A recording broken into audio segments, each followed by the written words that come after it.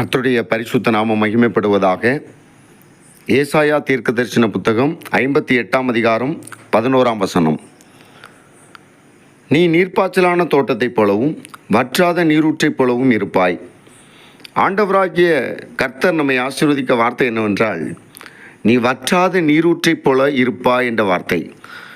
வற்றாத நீரூற்று. யோவான் 4ஆம் அதிகாரத்திலே ஆண்டவராகிய இயேசு கிறிஸ்து சமாரிய ஸ்திரீயுடனே பேசும்போது சொல்லுகிறார், நான் யார் என்பதை நீ அறிந்திருந்தாயனால் நீயே என்னிடத்தில் கேட்டிருப்பாய், நான் உனக்கு ஜீவ தண்ணீரை கொடுத்திருப்பேன் என்று ஆண்டவர் சொல்லுகிறார்.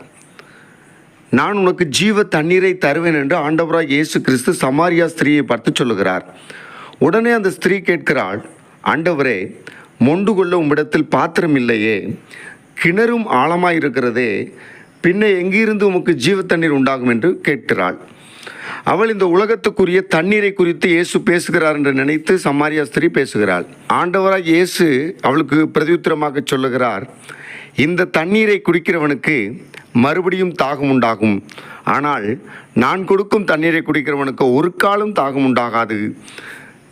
நான் அவனுக்கு கொடுக்கும் தண்ணீர் அவனுக்குள்ளே நித்திய ஜீவ காலமாய் ஊறுகிற நீரூற்றாயிருக்கும் என்று சொன்னார். நித்திய ஜீவ காலமாய் ஊறுகிற நீரூற்று. ஆண்டவராகிய இயேசு கிறிஸ்து ஒரு மனுஷனுக்குள்ளே வரும் பொழுது அவனுக்குள்ளே நித்திய ஜீவ காலமாய் ஊறுகிற நீரூற்று உண்டாயிருக்கும். அந்த நீரூற்று அநேகருக்கு பிரயோஜனமாய் மாறும். அன்பான தேவஜனமே, ஆண்டவராகிய இயேசு கிறிஸ்து நமக்குள் வருவாரானால் ஜீவ நீரூற்று நம்முடைய இருதயத்திலே ஓடும். அது அநேகருக்கு பிரயோஜனமாக இருக்கும். நம்மோடு பழகுகிறவர்கள், நம்மோடு சேருகிறவர்கள், நம்முடைய உறவினர்கள், நம்முடைய குடும்பத்தார், நம்முடைய சபையார் எல்லாரும் நம் மூலம் ஆசீர்வதிக்கப்படுவார்கள்.